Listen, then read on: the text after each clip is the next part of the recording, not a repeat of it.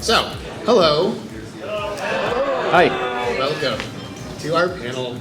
I am Norm Caruso, the gaming historian. And I am Joey Desena of 16-Bit Gems. Why don't you do videos anymore? I no longer make videos. Actually, I was at, if you don't know, I'm actually Norman. That's Joey. Thank you. I was at a convention last week, or sorry, 2 weeks ago in Texas, and someone came up and said, "Oh, I love your videos. My favorite is the history of Earthbound. Why don't you make videos anymore? I love 16-Bit Gems." And I didn't correct him. I was just like, "I'm sorry, man. I've been busy." And I didn't want to break his heart that I wasn't Joey. You should. I maintain you should have just said, "Well, you know, I'm going through rehab right now." Just make up horrible things about you. Anyway, so we have a panel. So this is a Way Games Work gaming historian joint. Our second year in a row we've done something like this here at Portland, which is a lovely expo that we love quite a bit. So the idea here is the Bit Wars. This is actually a video idea I've been kicking around for a long time, just demystifying what do bits mean. For a while there in gaming, 8-bit, 16-bit was all the rage, and then people just stopped talking about it after a while. So why is that? Why is it, Norm? We're about to find out. Oh, very good. So, pandering working already. Yeah, really. I basically already gave the intro, but we can just watch the cat poking at. So yeah, I mean, this was the Bit Wars or the console wars, whatever you want to call them. Like in the late '80s and mostly early '90s, like that was all the rage. Yep. That's all people talked about in about marketing for the Super Nintendo, Genesis, TurboGrafx. Well, I can just talk, or I can actually show some. Yeah, let's show some of these commercials that actually explain this very well. Genesis does 16-bit arcade graphics. You can't do this on Nintendo. Genesis does 16-bit sports action. You can't do this on Nintendo. Genesis Does. Genesis Does. Genesis Does. Genesis Does. Genesis does. Get Joe Montana free, Pat Riley free, Buster Douglas free, Super Monaco GP free, or Collins free. Genesis does. What Nintendo don't? Buy 16. Charged games like China Warrior. Compare it to Nintendo's Kung Fu. Can you spot the difference? TurboGrafx 16 has 16-bit graphics that make characters up to 32 times bigger and almost 10 times as many colors. Turbo action, turbo sound, TurboGrafx 16, the higher energy video game. And this is perhaps the most blatant and shameless commercial that does this. Some of you believe your system is the most advanced in the universe. Let's review the numbers. Sega Genesis is 16 bits. 3DO is 32 bits. The Atari Jaguar is 64 bits. Which is more advanced? Clifford! 16 and 32 are less than 64. So with 64 bits, 3D graphics, real-world animation, and lightning speed that you can only get with Jaguar, which is more advanced? Clifford! Can you repeat the question? Jaguar! Jaguar! Jaguar! Okay, so yeah, I just love how she just starts screaming. 64 is more than 32, so it must be better. Without explaining anything about it. Yeah. So, actually, before we even move on from that, I want to do a little bit of polling the audience. Who Yeah. here knows how many bits the Super Nintendo was? Very good, 16. Yes. Start easy. 16. How about the Nintendo 64? Oh, has to. 64, Yeah, correct. it was. Okay. Very good. What about the Television. television? 16-bit main CPU, 8-bit graphics. Someone did their homework. There we go. Yes. Yeah. Television was 16 bits. Television was the first 16-bit console. Yeah. What about the Atari 2600. Atari 2600? 8-bit. 8-bit Yep. also. It was 8-bit. And then the PlayStation 3. PS3. 256-bit. Incorrect. Get out. Give an L, leave the panel. Now that's the thing, is that at some point in the 90s, people, these companies stopped talking about bits, and it became nebulous. Everyone just kind of assumed, like, well, let's just keep doubling every console generation. Yep. In reality, well, it's complicated. I'll get to that at the end of the panel. But PS2, PS3, I think both, are 64-bit actually.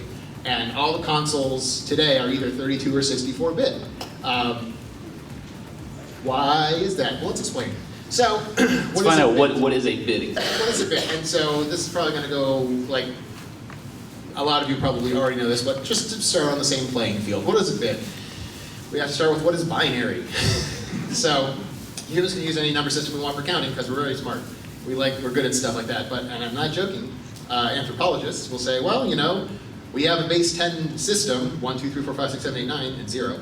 Because we have 10 fingers, so cavemen could count on their hands how many deer they caught that day or whatever. So we have a base 10 system that we use for general math. Computers are very dumb.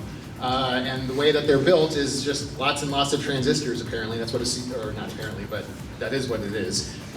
You have quantum bits and things that, well, I'm not even going to go into that.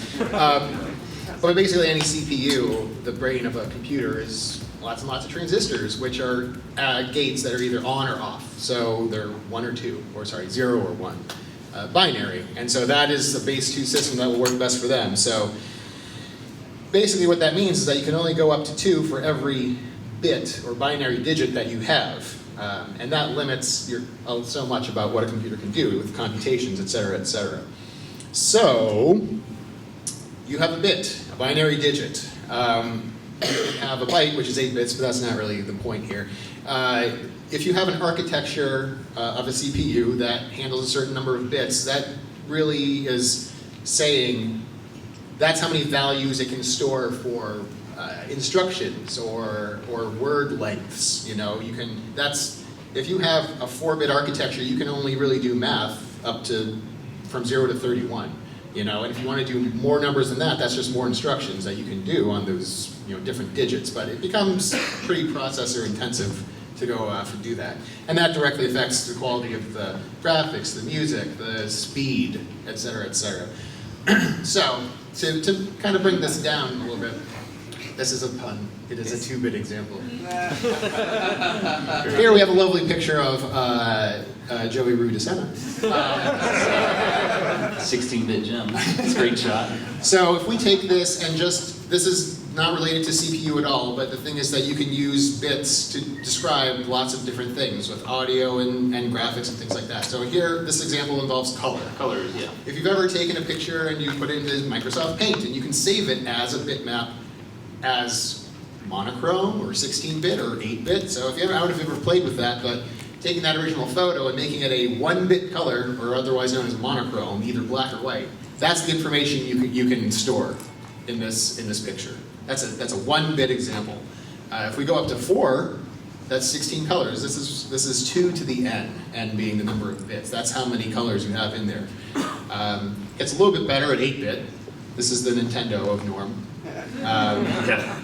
And then once you get to 24-bit color, it basically looks the same as the original picture. That's because over 1 million colors. And the human eye, just in case you're curious, can only discern about 10 million. So that's something to just note later is that, well, why don't we have 64-bit color pictures? Why is 24-bit the highest bitmap I can make in Paint? Well, because it's pointless to store that much more information if the human eye can't discern it. Same kind of issue here is why bit architecture is kind of stagnated, for lack of a better term. So why, going back to the CPU, why do we want large numbers? Why does it matter if it's a lot of bits? Well, lots of reasons. Basically, you can have larger variables, like I was saying before. If you have a larger number, you want to do some sort of math to add, subtract, whatever. You would have to cut it up and then do arithmetic operations to each part of it. Whereas if you just have like an 8-bit machine that's 256, you can do that math on 256 variable versus 16 or whatever. With a larger number, you can have more opcodes. There's the actual instructions. So you can have opcodes that mean something, like, 1 means plus, 2 means minus, 3 means divide, or whatever. And you can have more options available, more machine code languages, or more machine codes, I should say, in machine language that you can use to do that math I was just talking about. So this is where Norm can really start to chime in. Why was this a big deal in the 90s, Norm? Because of Sega and NEC. they kind of made it a deal, like they made it a big deal with their marketing. So Nintendo had 90% market share With the NES, yeah. with the NES. So how do you compete against that? You just you use the technical advantage. Our system is more technical than the NES. I mean, More better. so yeah, more better. So the TurboGrafx was named TurboGrafx 16, but it actually had an 8-bit CPU, Oh, but yeah. it had a 16-bit video display. That was one I forgot to ask. Yeah. That was the trick question. TurboGrafx 16 was technically an 8-bit system. Yeah, and the graphics was 16 bits, and that's where it starts to get complicated and technical already. It's like, Yeah. well, it's technically an 8-bit system, but it has 16-bit graphics. What does that mean? Well, lots of stuff we're not going to get into right now. It means it was an 8-bit system that they might have fibbed about in marketing. Yeah. So, like you can see in the screenshot, some of the differences between the Genesis and the Super Nintendo. Two 16-bit systems, Right. in theory, should be very similar. They're kind of similar, obviously. Right. But, I mean, people will argue this because the console wars are always being fought even to this day, but for the most part, Super Nintendo was definitely better at colors. They had way more colors. Yes. But the Genesis had a faster CPU. Yes. So Genesis games could run faster, but Super Nintendo games could display more colors and more sprites on the screen at once. And so a game like Sonic the Hedgehog technically couldn't run on the Super Nintendo. So if you have some engineers in a meeting at Sega mention this at some point, the marketing people listen and they say, oh, wait a minute, I got a great Whoa. idea for a commercial. Yes. The Sega Genesis has blast processing. Super Nintendo doesn't. So what's blast processing do?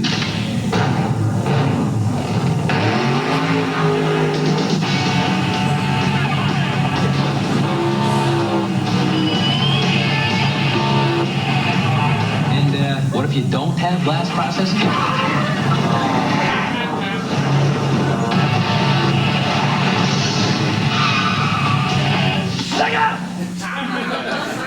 So the blast processing, let's talk about that. Let's do that. Yeah, so that started around when Sonic 2, when they were trying to push Sonic 2. Oh, that was the clip that they showed. Right. So this was around when the Super Nintendo had just come out, and they no longer had the advantage of, the Genesis is 16-bit, the NES is only 8-bit, so now they're on even playing field with the bits. So let's make up a term called blast processing. This was an engineer at Sega mentioned, like how blast processing came about was an engineer mentioned that like he could like trick the CPUs, like I can blast data into the graphics chip and make it run quicker, something like that. And I guess one of the marketing guys heard the word blast and said, ooh, that's really good, blast. So they turned that into blast processing. And it's basically, yes, I guess the Genesis does have a faster CPU, and that's kind of, it's argued that, okay, are they talking about the graphics, or are they talking about the actual CPU? It's marketing, you don't need to actually be clear. Yeah, so no one really knew what blast processing was, but most likely they were just talking about the faster CPU, which the Genesis used the Motorola 6800. I like how before this Yeah. panel you were asking me, you're like, it was a Mitsubishi. I said right? Mitsubishi. It's like, I had my M's mixed up. Yeah, it's like, yeah, that's why They make cars. That's why that blast processing was a car. Yeah. Genesis. So, Yes. This is blast processing. You do that yourself, right? I did, because I'm awesome. So yes, and this speaks to what Norm was just talking about, is that as 16-bit became the norm, sorry. Hey. And Super Nintendo and Genesis took pretty much all the market share, at least in America, with the same number of bits going on. They had to find other ways to differentiate, and that was one of them. Yes. And then, of course, Super Nintendo, the way they differentiated from that was things like the Super FX chip. Yes. Wait, I don't know if you like to just talk to that at all. So they developed this. This was a chip developed by the team behind Star Fox on the Super Nintendo, which was Dylan Cuthbert, who's actually still in the games industry today. So you have Star Fox, you have Stunt Race FX. Stunt Race FX. I think Yoshi's Island. Yes. Super FX? Yeah. Yes. Not for 3D. Doom. Yeah, but yeah. Yeah, so a few games utilized it. But then you have Sega, who comes out with Sega CD. Right. Like, oh, we have CD games now. And then the Sega 32X. Oh, well, now your Genesis became a 32-bit system. Yeah. So this is like, if you look at the late 70s, early 80s, when it was, the Atari 2600 basically had the lion's share of the market share for years on really old hardware. And, you know, it didn't really matter all that much. I mean, to the average consumer, that the graphics were old and janky after a few years. This is like going into hypercharge in the early 90s, where it's like, oh, we have to have some sort of better hardware somehow, more technologically advanced, almost every year. Right. And I think they marketed it to where if somebody heard the word bits, the more bits, the better the graphics are going to be. Yeah, and you have these other companies like Atari trying to get back in the game, so they're like, more bits, we need to throw more bits at this, because that's what people know because of this whole Genesis Nintendo thing. Mm-hmm. Sorry, Sega Nintendo thing. By the way, yes. Let's talk about the Virtual Boy. I was hoping you would get to that. The code name for the Virtual Boy was VR32. Yeah. And a 32-bit processor. For months in Nintendo Power, that's their like VR32 update. Yeah, so it was technically the first Nintendo system to have 32-bit processor. Yeah, and that was what people were waiting for. Is like, well, let's see, we had an 8-bit system. Now we got a 16-bit system. Next must be 32. We must just keep doubling. Yes. You know, and so Nintendo fed into that. I mean, they didn't have so many, at least until the days of Nintendo 64. They didn't have any marketing that was like directly attacking other people and saying like, well, their bits are this and our bits are this. They more subtly addressed that through things like, oh, the 32-bit VR. Like they kind of almost downplayed the VR and said more about its 32-bit, Mm-hmm. which is interesting looking back now. But. And then once Sony gets in the game, the PlayStation 1 32-bit, just like the Virtual Boy, but you see the graphics are like, they don't even compare. Yeah. And then Nintendo comes out with Nintendo Project 64. We're going to skip to Nintendo 64. Yeah. And that was, I think, the only console in the 90s, or at least the only mainline console that had 64-bit architecture. Yeah. And actually, like Sega, they referenced the bits in the name. Nintendo 64. Yeah, and the reason that no one else really had it was because it was kind of unnecessary. Yeah. Basically. Which gets me to the next point. I have no idea what this meme is. I just found it on Google Image Search and I was like, fine, you work. At some point you get diminishing returns. Like I was saying before with the picture of Norman here, you don't need a 128-bit picture of Norman because that's just too much. We don't need to know the detail of his face down to a million shades of fuchsia. In the same way, if you extend, like I said, it's all numbers. The number of bits you have in an architecture just means how many numbers you have available all at once. So, do I have the math somewhere? Sorry, skipping ahead. I don't have the math on me, or maybe it's on another slide, but whatever.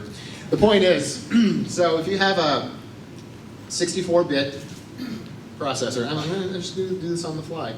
Do it. 64, basically that's 2 to the 64th, which my stupid calculator is not doing.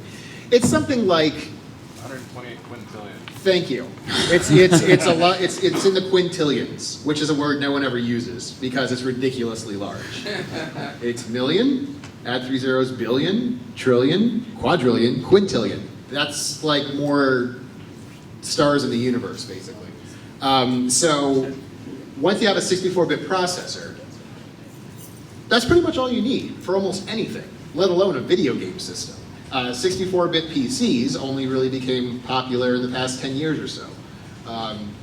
There are, strictly speaking, 128-bit computers that exist, but they are used for supercomputing type purposes. I think that's on a future slide. That might be. I'm probably just getting to it now Okay. because I'm thinking about it. Yeah. So, and it's like I have right here, like, if you're doing like genetic analysis or you're counting all the stars in the galaxy, you need those huge numbers.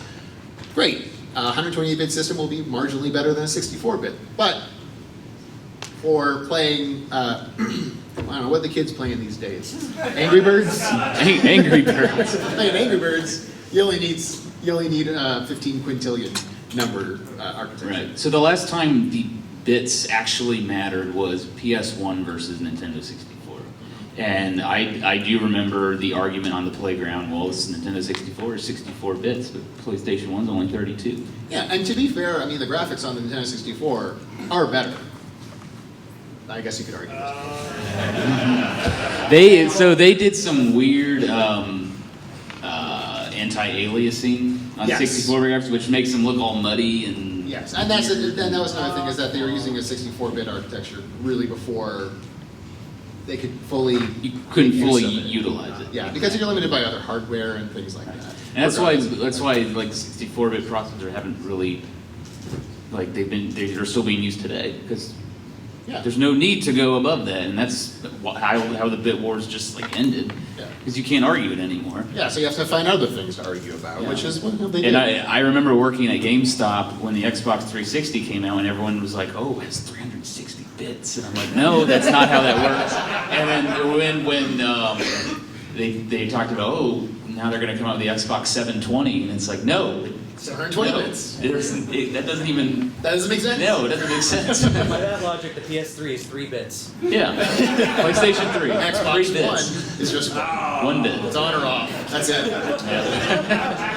So at that point, I mean, and for the most, I don't know, am I saying the right thing when I say for the most part that those technological arguments amongst fanboys have kind of fallen by the wayside at this point? They're done. Yeah. Yeah, I mean, because you can say things like, well, the Wii U doesn't have as great graphics as the Xbox One or whatever, and that's about all. Yeah. You know, no one really is arguing like, well, you see, this has 6 cores and this has 4 cores, and then this is like a 7,000 megahertz processor, whatever. You can argue that, but it's just getting into such minutia. It's not easily marketable. That's all it is. Right. When back in the 90s, you could just say 8-bit, 16-bit. This is more, this is better. And people could understand that, even though if it was a very vague understanding of what exactly they were talking about. I feel like today is that's the battle of like resolutions.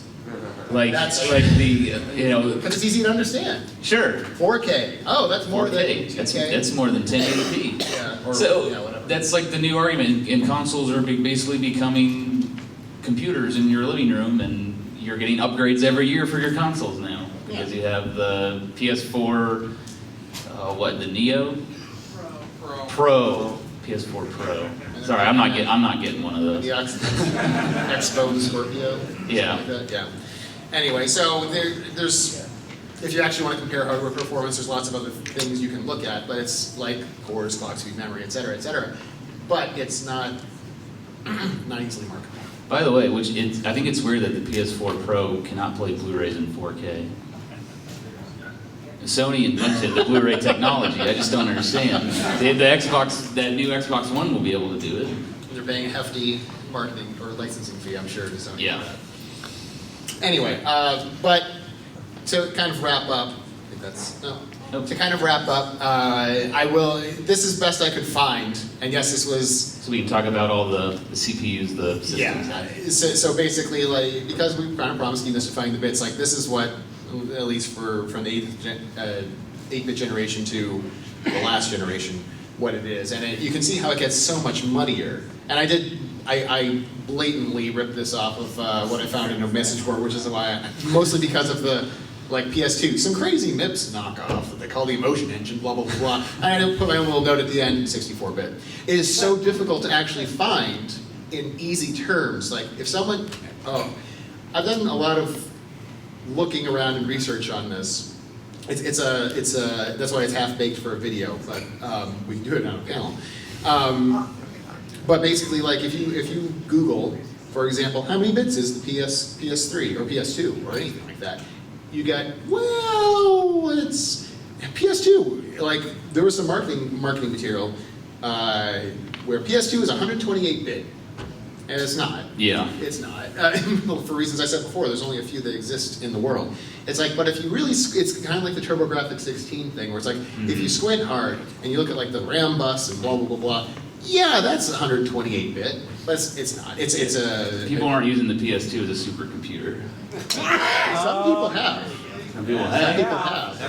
As a supercomputer? Yeah, well, they chain a bunch of them together. Oh, well, okay. Yeah, and the same thing with the PS3. I mean, with the cell-based architecture on the PS3, it's like this is these companies finding different ways to make better graphical or sound improvements on their games. That isn't as easy to say as we got more bits, you know. Which is why it fell apart really during the Nintendo 64 PlayStation generation. But yeah, you can see it's lots of 32-bit architecture, 64.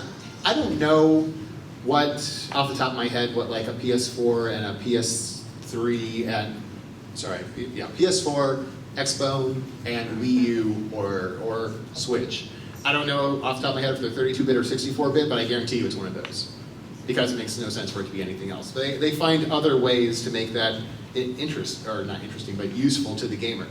Scorpio, what's the chipset on that they kind of made a big deal about? It's like a mobile gaming, like a tablet architecture. We were talking about this the other day. Tegra? The Tegra? Thank you. Yeah, That's what I was trying to because that's say. what the Switch uses. That's what I'm saying. Yeah. Yeah. Okay. Anyway, the point is like in that particular application where you're going to have a tablet that you have to take around and hopefully it won't drain the battery after 10 minutes, we don't know yet. You're going to Won't know need until next year. Yeah, you're going to need it's less about the most powerful processor. It's more about the best at sipping energy, you know. And it's points at that like that where more specific applications are needed for this technology. So, which is why. So anyway, the first few you can see is like 16-bit, 8-bit, and then it's just wall of text trying to explain what the technology is behind the later ones. So. By the way, the NES used basically the same processor as the Atari 2600. Yeah, that's actually true. The Atari 2600 is a cheaper version of that chipset, but it's the same architecture basically. Yep. So that's what we got. I think we have like 10 minutes for questions and such, if you are all interested. But beforehand, this is where you can find us. Norm updates more often than I do. Whatever happened to 16-bit gems? You know, there might be videos coming. I am active, not in the past month, but I am active on the Epic Screen Live podcast, which is also on the YouTube channel. And of course, Norm is the Gaming Historian at the Gaming Historian. Mm-hmm. You're no longer McFrosticles on YouTube. No, you can go to youtube.com/McFrosticles and it'll still pull up. Still redirects? Very nice. Back when you had to pick that and it's still there. But thank you all for coming. And if you have any questions, please let us know. Yes, I remember the time when Dreamcast was actually boasting about 128-bit graphics. Mm-hmm. So, what were those other, I don't know, 100-something, 90-something bits being used? Where did they come from? Yeah. Yeah. That's some, I think they call, the technical term is jiggery pokery. Yeah. Like I was saying before, specifically with the PS2, and I'm sorry, I can't recall off the top of my head exactly what the argument is. It's something like the RAM bus is 128 megabytes or it's 128 bits or something like that. But the core, literally the core, the CPU is 64. And that's what matters, really. When people say that a system is a blah blah bit system, it's the CPU core or the CPU that they're talking about. Anything past that's marketing, really. So, and that's why people get confused. And you can go to so many different message boards and stuff where people ask how many bits is the PS2, and they'll be like, well, it's 128, and they say it with authority because commenting anywhere on the internet means you have authority. That's right. And it's I don't know if sad's the right word, but it's like, oh well, that's a misunderstanding that really should be corrected. So.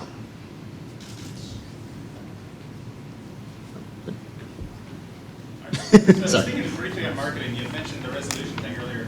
Do you think it's pretty much the same idea with the fact that when they went from 1080 to 4K, instead of measuring the vertical, the 1080 pixels, they went with the horizontal, which was a bigger number?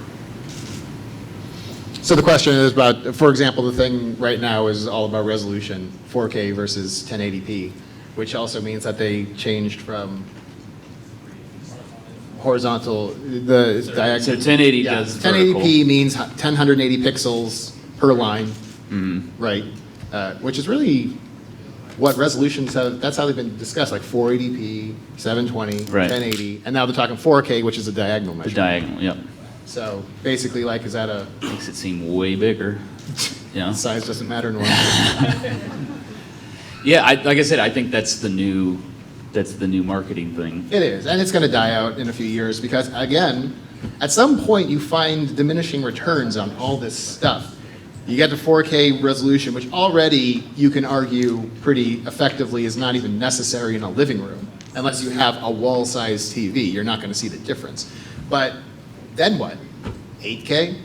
I mean, yeah, actually, I've already seen stuff for that. It's like, that's 16K. really unnecessary. And then they're just going to have to find something else to find a difference, which is, say what you will about Nintendo, and obviously they didn't do so well with the Wii U, but I mean, they're trying to do something different, whereas I don't see a lot of difference between, now this is my editorializing, I don't find a lot of difference between PS4 and Xbone. Like there are some exclusive games on one or the other, but then they usually come out on PC. It's a media center. Well, I already kind of got a media center if I have like a Chromecast or a Fire TV or any number of things, Roku. So it's like, I think although they've been selling very well, it's hard for them to find differentiation. And that's why Nintendo's been trying different things, to some success with the Wii and not some success with the Wii U. So we'll see what the Switch does, but at least it's different. Mm-hmm. You pick something. Back there.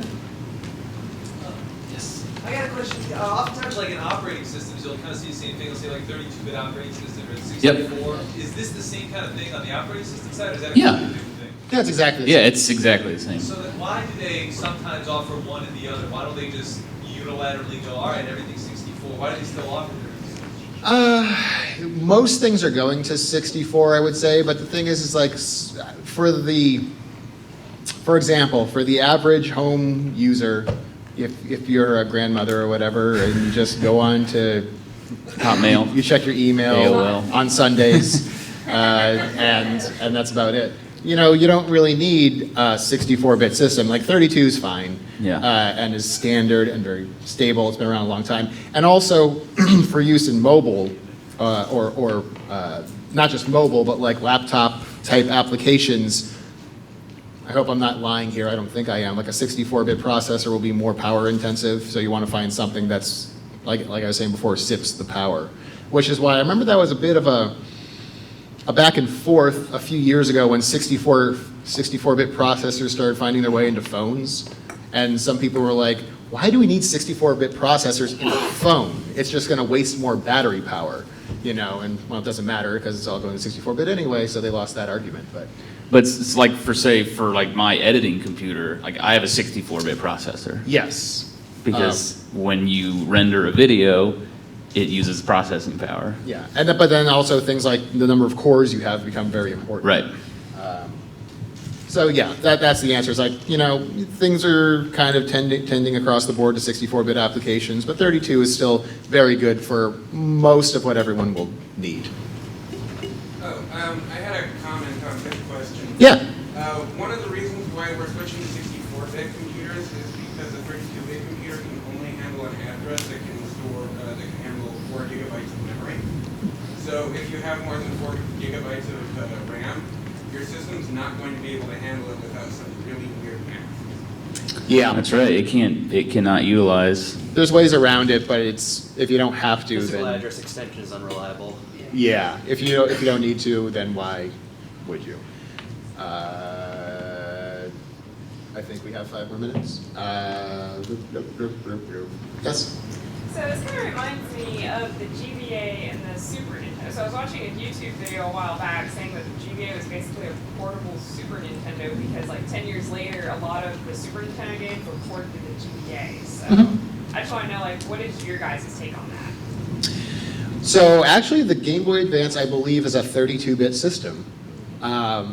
The reason I know that is because I've had a lot of people ask me to do Mother 3 for 16-bit gems. I'm like, it's actually not 16-bit. Technically, I cannot do that. I can't, so it would burn. So yeah, no, that's interesting. But there are other, yeah, I mean, for all intents and purposes, the Game Boy Advance was the Super Nintendo, portable Super Nintendo machine, because you had so many ports. And then the 3DS was like the Nintendo 64 portable machine, because you had so many ports. I don't know if the 3DS, I'm sorry, I don't know if the 3DS, or the DS, I should say, was 32-bit or 64-bit? I know it has 2 ARM processors. Yeah, so it's 32 still. Yeah, okay, so even then, you got a 32-bit architecture that can emulate, essentially, a 64-bit machine. Yeah, because you had the, like, Mario 64 DS coming out, so yeah, ports of 64 games, yeah. It didn't look as good as the 64. That has a lot to do with resolution and stuff, too. Yes. But anyway, you did get to play as Yoshi, that was cool. But that goes to show you that, you know, it's way more than just the architecture of the CPU that goes into what makes these systems what they're capable of. The Atari 2600 was designed for so little, and it had life for years and years afterward because the programmers got very, very clever with what they could do with it. You know, basically it was built for Pong and glorified Pong, and you got, you know, you can make fun of Pac-Man or E.T. or any number of games on the Atari 2600, but it's really quite amazing what they were able to accomplish just with that. I'm very impressed. Sorry, Norm, I've been talking so much. You should talk. That's okay. This is, you know. I agree. It's your element. In the back. Great. Yeah. Okay. What did you guys grow up with? Did the bit marketing work on you guys at all? Did you watch the commercials and go like, why do I own a Nintendo when there's a Sega Genesis? It didn't work on me because I grew up in Scotland and no one really had a Nintendo in Scotland. Everyone had the Sega Mega Drive. So when I moved back to the States, I said, well, I want the Mega Drive, and they said, it's called a Genesis here. So, yeah, I didn't, the bit marketing didn't really matter. I did get a magazine called Tips and Tricks. You remember Tips and Tricks magazine? Oh, wow. So they did all the previews, and they hyped up the bit stuff in those previews. So that's when I first started getting into that, when like VR32 and PlayStation 1 and Nintendo 64. So I grew up in America. But I remember being very distinctly aware of the bit-centered advertising.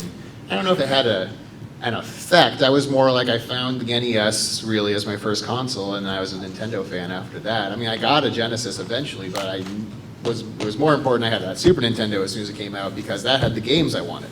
You know, that's got the Mario, that's got the Sim City, you know.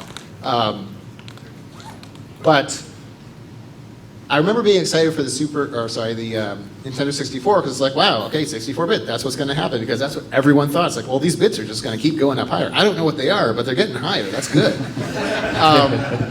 And actually thinking back, it's really funny how the Sony PlayStation, maybe at first they did some 32-bit, or some marketing around the bits, like a 32-bit system, but by the time the 64 came out, and Sony starting to push ahead with all of its really good games, like especially Final Fantasy VII. I like Final Fantasy VI more, but I mean Final Fantasy VII was a very important game. I'm just saying, that was a very important game, especially in the West. It's just interesting, like that. Sony not playing the bit game was really the start of the end of that. I would say. Because they realized they're like, well, I mean, it's not like we're going to have to make a 64-bit system anytime soon necessarily, so why bother? Yeah. That was a digression, I apologize. That is time. Darn it! But you ended it on 6 being better than 7, so I can pretty much Yes. go into over slide. Yes, the takeaway from this whole panel is Final Fantasy VI is better than Final Fantasy VII. Yeah. I think most people can agree. Again, thank you all for coming. I hope we weren't throwing too much spaghetti at the wall that you didn't understand what we were talking about. Please feel free to come and talk to us whenever you'd like. We have a table near the Angry Video Game Nerd van in the dealer room. Yeah, but it's closed right now. Well, yeah, but tomorrow we'll be there. Tomorrow. And And I have a panel tomorrow at 10:30 a.m. if you want to learn about the Super Mario Brothers movie. there you go. Thank you all.